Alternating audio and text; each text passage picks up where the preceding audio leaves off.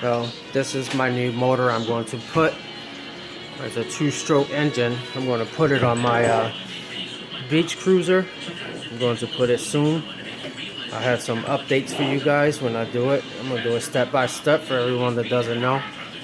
This is a boost bottle. Works pretty good. I tried it before. So if anything, like, subscribe, comment below. Let me know. Remember, next week I'm going to put it on my beach cruiser step by step. Have a good one.